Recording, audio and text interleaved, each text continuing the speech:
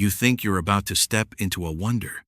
But what if I told you Petra wasn't built? It was carved out of a mountain. Not a single stone was placed.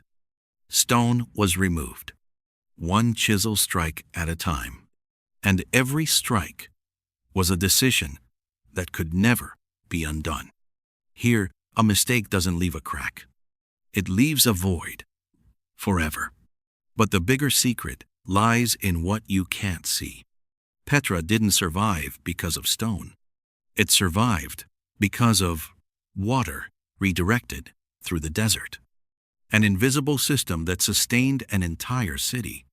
And when that system broke, Petra wasn't defeated. It was simply abandoned. And there's one more thing that makes this even harder to understand. What you're seeing today might only be the surface.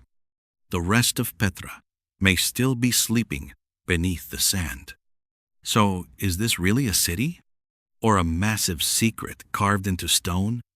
Let's go inside. We're talking about Petra, an ancient city in southern Jordan, hidden among towering red sandstone mountains. Petra was once the capital of the Nabatean kingdom, thriving from around the 4th century BC to the 2nd century AD. At its peak, it was home to roughly 20 to 30,000 people, with temples, a theater, plazas, and fully developed residential areas. In 1985, Petra was designated a UNESCO World Heritage Site, and today it's considered one of the most important archaeological wonders in the Middle East. Let's explore the fascinating secrets of Petra. Petra, the Rose City.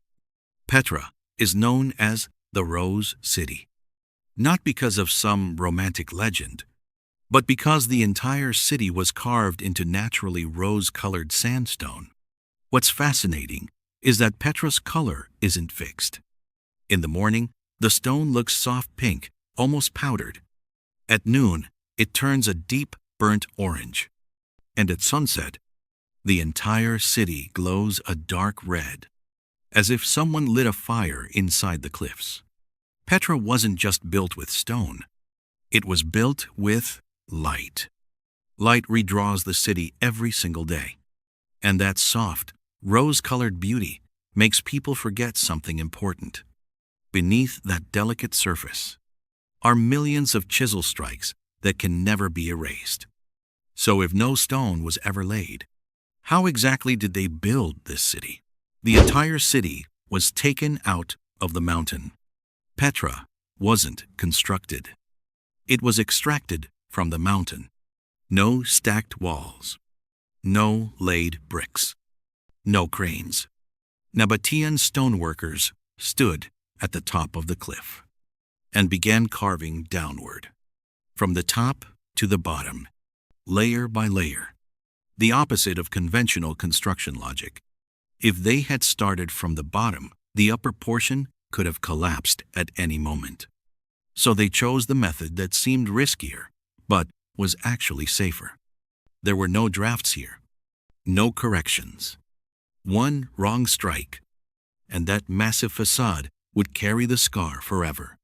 Imagine sculpting a statue over 130 feet tall, except the statue is an entire cliff face. And it wasn't just the Treasury. A theater seating 7,000 to 8,000 people, carved into stone. Temples, carved into stone. Façades towering dozens of feet high, carved into stone. Petra isn't a city that was built upward. It's a city that was carved away. And when you step inside the Treasury, you'll discover an even more surprising twist. The Treasury, majestic outside, nearly empty inside. From the outside, the Treasury looks like a Greek temple lost in the desert. Corinthian columns, a circular tholos, intricate carvings. It makes you believe that inside must be a hidden palace filled with gold. But when you step inside, you find a relatively simple chamber. Minimal decoration. No treasure. The Nabateans invested almost all their effort into the facade. the first thing people would see, because they understood something powerful. First impressions create authority. The Treasury didn't need a complex interior. It just needed to make anyone walking through the sick hold their breath. And when you remember that the entire facade was carved from the top down without a single mistake, you begin to understand why Petra isn't just a city. It's a statement in stone. Petra lived and died by invisible systems. You see stone. But what kept Petra alive was water. This region receives very little rainfall. The desert isn't an ideal place to sustain 20 to 30,000 people. Yet Petra did. The Nabateans didn't just bring water into the city. They redirected flash floods. They built dams. They carved channels along the cliffs. They turned dangerous floods into stored reserves. Petra didn't fight nature. They learned to control it. But then earthquakes between the 4th and 6th centuries damaged the water system. At the same time, major trade routes shifted. Petra wasn't invaded. It wasn't burned to the ground. It was simply left behind. A city that once controlled the flow of water was eventually carried away by the flow of history. And what makes this story even more mysterious, we may not have seen all of Petra yet. Most of Petra is still buried beneath the sand. Archaeologists estimate that only about 15% of Petra has been excavated. That means 85% still lies beneath the sand. What visitors see today may only be the outer layer. Imagine walking into a massive library, but reading only the first few pages. Petra isn't a finished ruin. It's a story that hasn't been fully uncovered.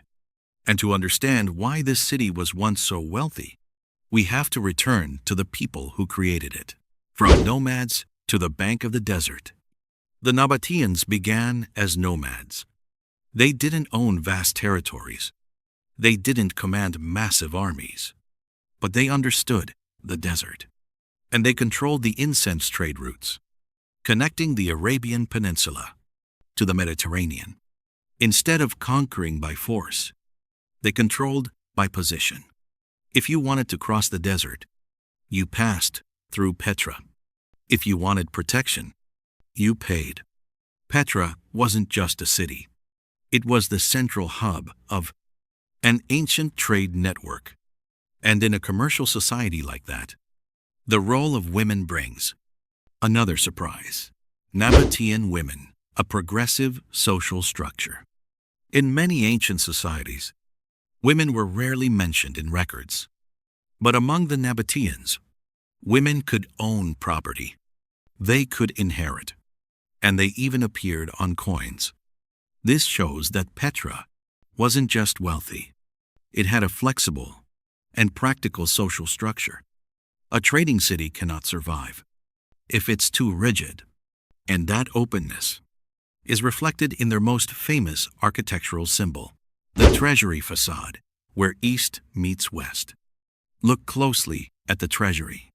You'll see Corinthian columns inspired by Greece, a circular tholos, yet all of it carved into Middle Eastern desert stone.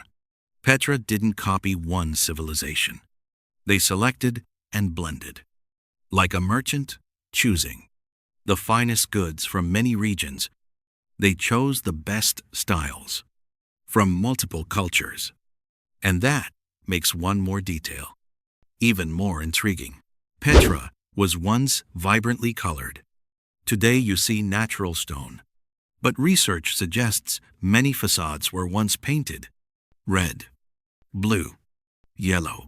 Petra wasn't a monochrome city. It was far more vibrant than the image we're used to today. And all of that drama was introduced through one very special entrance. The sek, the stage before the reveal. You don't see Petra immediately.